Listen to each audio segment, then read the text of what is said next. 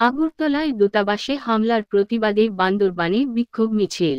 ভারতের আগরতলায় বাংলাদেশের সহকারী হাইকমিশনে হামলা ও জাতীয় পতাকা অবমাননার প্রতিবাদে বিক্ষোভ মিছিল করেছেন বৈষম্য বিরোধী ছাত্র আন্দোলন বান্দরবান পার্বত্য জেলার ছাত্রনেতারা।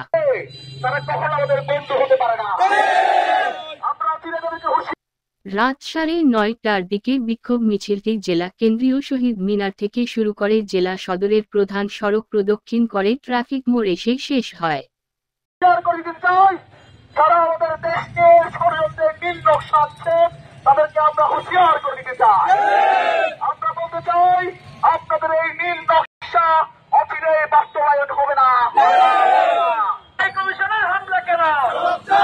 বিক্ষোভ মিছিল শেষে সমাবেশে ছাত্রনেতারা জানান, বাংলাদেশের জাতীয় পতাকাকে অবমাননা করা মানে মুক্তিযুদ্ধের বীর শহীদদের অবমাননা করা।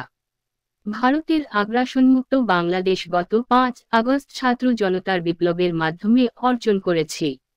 বহু ত্যাগের বিনিময়ে যে স্বাধীনতা অর্জিত হয়েছে তা বিলীন হতে দেব না।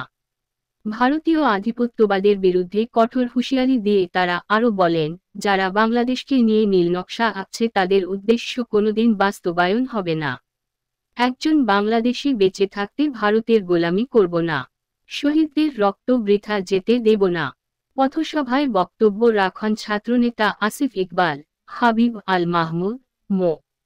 মুছা সহ বৈষম্য বিরোধী ছাত্র আন্দোলনের অন্য নেতারা। আগ্রাসন মুক্ত বাংলাদেশ আমরা 5 আগস্ট গঠন করেছি। আমরা আর ভারতের আগ্রাসন মেনে নেব না। 5 আগস্টের ছাত্র জনতার বিপ্লবের মাধ্যমে যে স্বাধীনতা হয়েছে, সেই যে স্বাধীনতা আমরা এনেছি, সেই স্বাধীনতা আমরা বিলীন হতে দেব না। একজন বাংলাদেশি বেঁচে থাকতেও আমরা ভারতের গোলামি করব না।